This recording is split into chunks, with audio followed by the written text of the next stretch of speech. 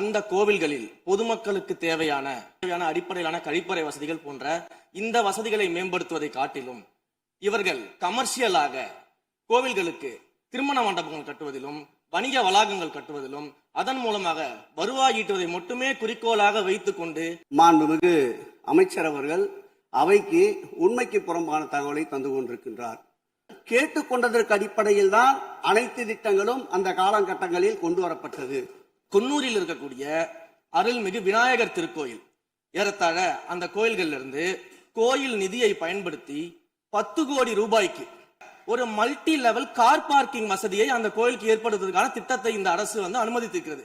அந்த கோயில்ல ஒட்டுமொத்தமாக மாதத்திற்கு வரக்கூடிய பக்தர்களின் எண்ணிக்கையே 500 தான் ஆவரேஜா. அந்த கோயில்களுக்கு அடிப்படையில கழிப்பறை வசதி கூட கிடையாது.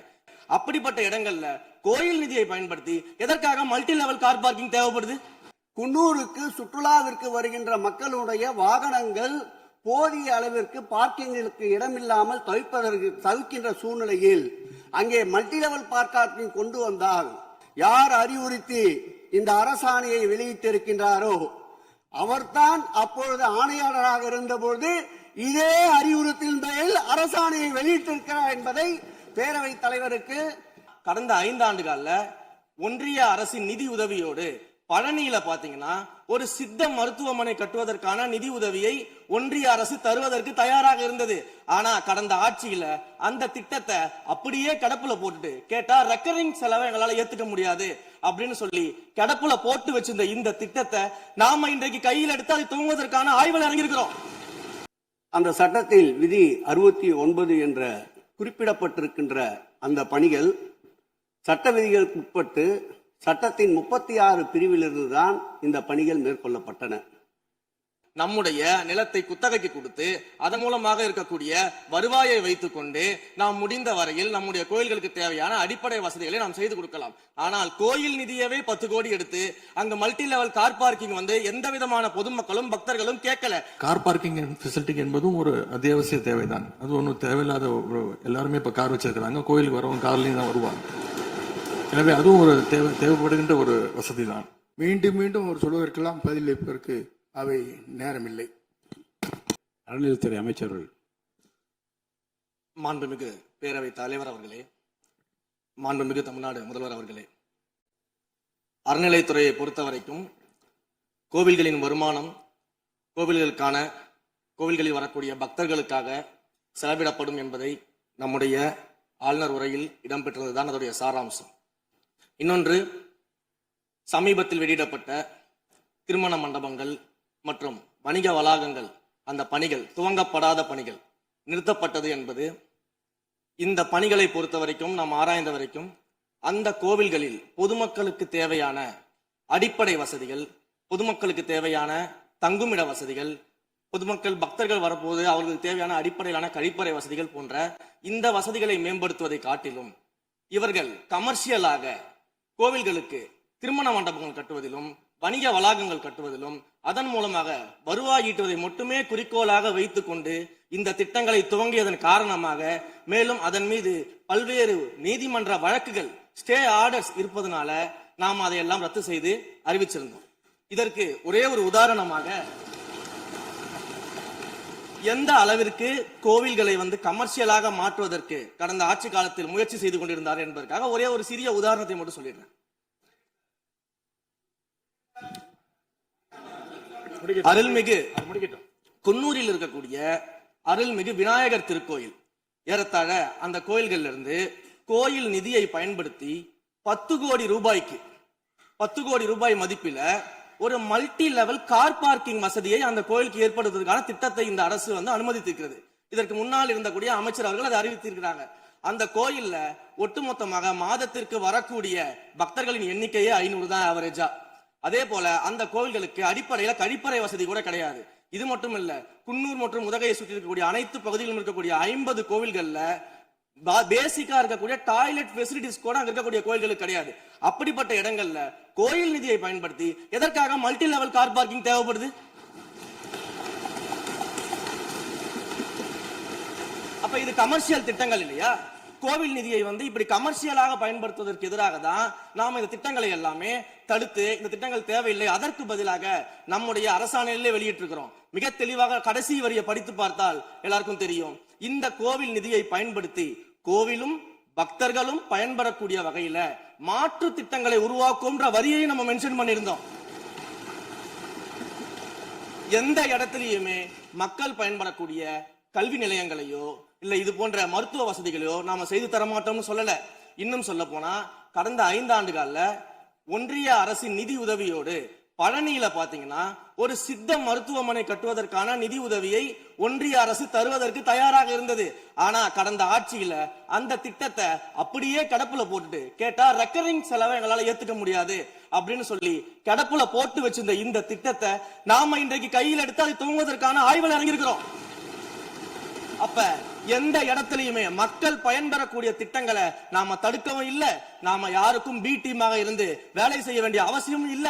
கோயில்களின் நிதியை ஒரு காலமும் கமர்ஷியலாக பயன்படுத்த வேண்டிய அவசியமும் மாண்புமிகு தமிழ்நாடு முதலமைச்சர் தலைமையிலான தமிழக வெற்றி கழகத்தின் ஆட்சிக்கு தேவையும் இல்லை. மாண்புமிகு உறுப்பினர் சேகர் பாபு அவர்கள். மாண்புமிகு பேரவைத் தலைவர் அவர்களே, இந்து சமய அறநிலைத்துறை கொடைகள் என்ற ஒரு சட்டம் இருக்கின்றது. அந்த சட்டத்தில் விதி 69 என்ற குறிப்பிடப்பட்டிருக்கின்ற அந்த பணிகள் சட்ட விதிகளுக்கு உட்பட்டு சட்டத்தின் 36 பிரிவிலிருந்து தான் இந்த பணிகள் மேற்கொள்ளப்பட்டன. குறிப்பாக ஏதோ அமைச்சரே முடிவு செய்து திருமண மண்டபங்களையும் வணிக வளாகங்களையும் ஏற்படுத்துவதற்கு உத்தரவிட்டதாக மாண்புமிகு அமைச்சர் அவர்கள் அவைக்கு உண்மைக்கு புறம்பான தகவலை தந்து கொண்டிருக்கின்றார். ஒவ்வொரு திட்டங்களும் அன்றைய காலகட்டத்தில் இருந்த சட்டப்பேரவை உறுப்பினர்களுடைய பரிந்துரையின் அடிப்படையில் சட்டப்பேரவை உறுப்பினர்கள் கேட்டுக்கொண்டதற்கு அடிப்படையில் தான் அனைத்து திட்டங்களும் அந்த காலகட்டங்களில் கொண்டு வரப்பட்டது. அதோடு மட்டுமல்ல, உறுப்பினர் அவர்கள் குறிப்பிட்டு கூறினார், குன்னூரிலே மல்டி லெவல் கார் பார்க்கிங் கொண்டு வரப்பட்டது என்று. அங்கே இருக்கின்ற 56 கோயில்களையும் நான் குன்னூரிலே 5 நாட்கள் ஊட்டியிலே முகாமிட்டு அனைத்து கோயில்களுக்கும் நேரடியாக சென்று ஆய்வு செய்தோம். அந்த ஆய்வின் அடிப்படையில் அந்த திருக்கோயில்களுக்கு வருகின்ற பக்தர்களுடைய அடிப்படை தேவைகளுக்கு வருமானத்தை உயர்த்துவதற்காக குன்னூருக்கு சுற்றுலாவிற்கு வருகின்ற மக்களுடைய வாகனங்கள் போதிய அளவிற்கு பார்க்கிங்களுக்கு இடமில்லாமல் தவிக்கின்ற சூழ்நிலையில் அங்கே மல்டி லெவல் பார்க்கிங் கொண்டு வந்தால் நகராட்சி பரிந்துரையின் அடிப்படையில் வருமானம் பெருகும்.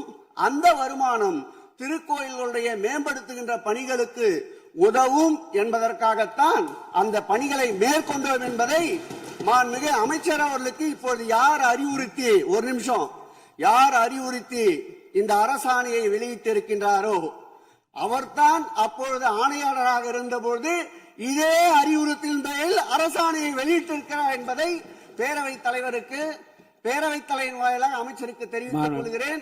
மேலும் அவர் கூறுவதற்கு எனக்கு பாயிண்ட் ஆஃப் ஆர்டர் பதில் கூறுவதற்கு அனுமதிக்க வேண்டும். மாண்புமிகு பேரவைத் தலைவர் அவர்களே, குன்னூரில் இருக்கக்கூடிய அந்த விநாயகர் கோயிலுக்கு சொந்தமான இடத்துல மல்டி லெவல் கார் பார்க்கிங் அமைப்பதற்கு ஏற்கனவே அங்க இருக்கக்கூடிய நகராட்சி நிர்வாகம் ப்ரப்போசல் வழங்கிய போது அந்த நகராட்சி நிர்வாகத்திடம் நம்முடைய நிலத்தை குத்தகைக்கு கொடுத்து அதன் மூலமாக இருக்கக்கூடிய வருவாயை வைத்துக் கொண்டு நாம் முடிந்த வரையில் நம்முடைய கோயில்களுக்கு தேவையான அடிப்படை வசதிகளை நாம் செய்து கொடுக்கலாம். ஆனால் கோயில் நிதியவே 10 கோடி எடுத்து அங்க மல்டி லெவல் கார் பார்க்கிங் வந்து எந்த விதமான பொதுமக்களும் பக்தர்களும் கேட்கல.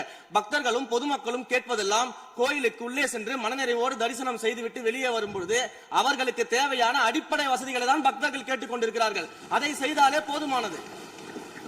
மாநில எதிர்கட்சி தலைவர் பேசுகிறீங்க. மாண்பு போதுங்க. நீங்க சொன்னீங்க, விளக்கம் சொல்லி திருப்பி இதை நான் அனுமதிக்க முடியாது. மாண்பு எதிர்கட்சி தலைவர் பேசுங்க. வேண்டாம், போதும். நீங்க பதில் சொல்லிட்டீங்க பாருங்க.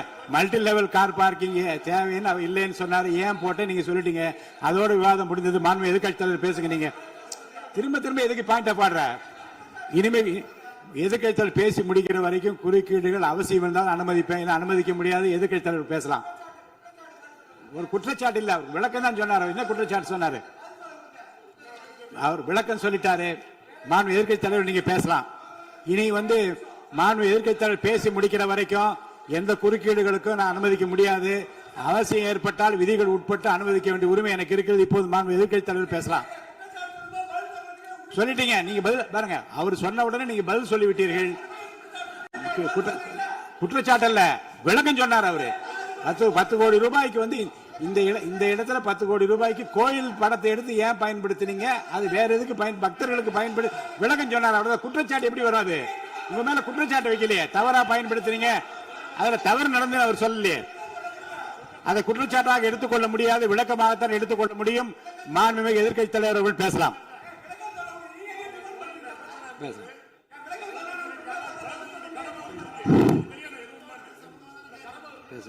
அவை முன்னவர். மாண்பு பேரவைத் தலைவர்களே, அவை முன்னவர்களுக்கான விளக்கத்தை சொல்லியிருக்கிறார்கள். இந்து அறநிலையத்துறை அமைச்சர் அவர்கள் விளக்கத்தை சொன்னார்கள். நீங்கள் அதற்கும் விளக்கத்தை கேட்டு பதிலளித்திருக்கிறீர்கள். மீண்டும் மீண்டும் அவர் சொல்வதற்கெல்லாம் பதிலளிப்பதற்கு அவை நேரமில்லை. மாண்பு எதிர்க்கட்சி தலைவர் அவர்கள். மாண்பு பேரவைத் தலைவர்களே, முன்னாள் அமைச்சர் அறநிலையத்துறை அமைச்சர் அதற்கான சரியான விளக்கத்தை கொடுத்திருக்கிறார். இப்போ இருக்கக்கூடிய மாண்பு அமைச்சர் அவர்களும் சில விளக்கங்களை கொடுத்திருக்கிறார். கார் பார்க்கிங் ஃபெசிலிட்டி என்பதும் ஒரு அத்தியாவசிய தேவைதான். அது ஒன்றும் தேவையில்லாத எல்லாருமே இப்போ கார் வச்சிருக்கிறாங்க. கோயிலுக்கு வரவங்க கார்லையும் தான் வருவாங்க. எனவே அதுவும் ஒரு தேவைப்படுகின்ற ஒரு வசதி தான். நான் கேட்டுக்கொள்வதெல்லாம், எங்களுடைய ஆட்சியில் அறநிலையத்துறை சார்பாக 4 கல்லூரிகளை திறந்திருக்கிறோம். ஆண்டுக்கு 1500 மாணவர்கள் படிச்சுட்டு இருக்கிறாங்க. அதெல்லாம் நீங்க தொடர போறீங்களா, இல்லை அந்த திட்டத்தை கைவிட போறீங்களா அப்படிங்கிறது தான் உங்களுடைய நிலைப்பாடு என்ன என்பதுதான். மாண்புமிகு உறுப்பினர் சொல்லிட்டார். அதாவது ஏற்கனவே கல்லூரிகள் மற்ற அமைப்பில் எந்த விதமான தடையெல்லாம் அதையும் நாங்கள் தொடருவோம் என்ற வார்த்தை அவர் பேசும்போது குறிப்பிட்டிருக்கிறார். நன்றி.